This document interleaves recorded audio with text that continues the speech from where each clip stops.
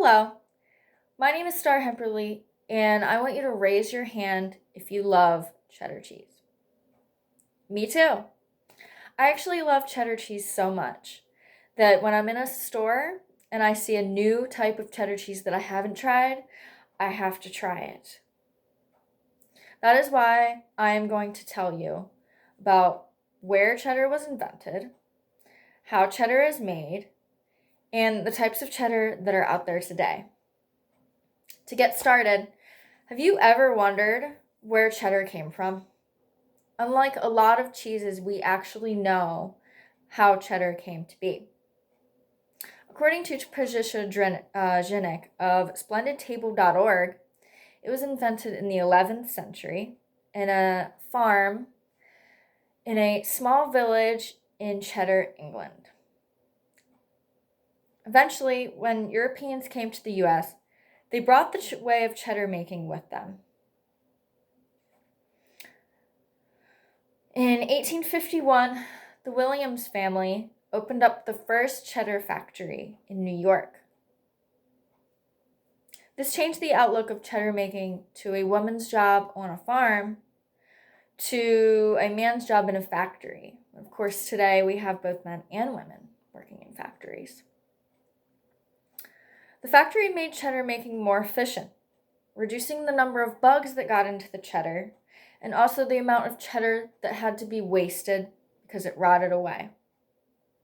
Throughout the years, this became processed cheddar like we know today.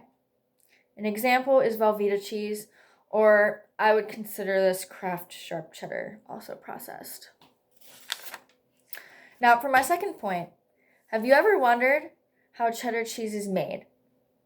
Now, every type of cheddar cheese is made a little differently depending on the milk you use and also the type of cheddar you are making. But all cheddar cheese has a basic outline of how to make it. First, the cheesemakers test the milk to see if it has the right fat ratios and protein ratios that are right for the type of cheddar that they are making. They then heat the milk up to get rid of the bad bacteria in a process we all know as pasteurization. They then add good bacteria to the milk called lactic acid bacteria, which are microorganisms that eat sugar and turn it into acid, making the cheddar have the signature flavor that we all know. They then add an enzyme to the milk to work on the protein to break it down, making it solidify kind of like a thick yogurt. The cheesemakers will then begin to chop up the thick milk till it looks like cottage cheese. A machine then dumps the mix onto a table. The mix has two parts. One part is whey, which is basically just a lot of water, and the other part is cheese curds. They're called cheese curds, but they're not considered cheese quite yet. They then take all the curds and pack them into loaves, continuously flipping them over in a process we call cheddaring. The cheese then gets salted and chopped up to kill any remaining bacteria and also to keep it from liquefying. It is then stored somewhere with the right temperature and humidity for the type of cheddar that the cheesemakers are making. My last point is there are many types of cheddar cheeses out there. The types of cheddar we know the most are called aged cheddar, which are aged. This includes mild cheddar, which is aged 2 to 3 months, sharp cheddar, which is aged for 1 year, extra sharp cheddar, which is aged for 18 months, and premium cheddar, which is aged 2 to 5 years. There's also a cheddar which is called Jurassic Sharp Cheddar.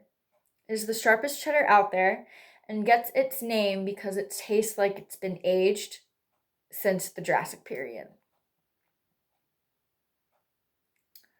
There's also a cheddar called farmhouse cheddar, which is primarily made in certain counties in the United Kingdom. These cheddars have to be made completely at the same farm, from where they get the milk to where it's being aged. There are cheddars called bandage wrap cheddars, which are cheddars wrapped in a cheesecloth, which makes the outside have a rind, a natural rind. There's also something called wax coated cheddar. And during the aging process, they cover it with wax, and it is sold like that and served also like that until you take the wax off. The wax also makes the cheddar a lot creamier. There is also orange cheddar that gets its, according to Dr. Universe of askdruniverse.edu,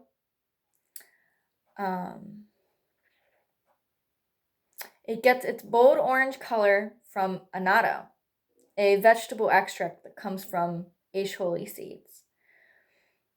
It has a smoother flavor than other cheddars. We also have Canadian cheddar, which is smooth, like orange cheddar, with a balance of sharpness and flavor. It is usually prepared in different flavors depending on the age of the cheddar.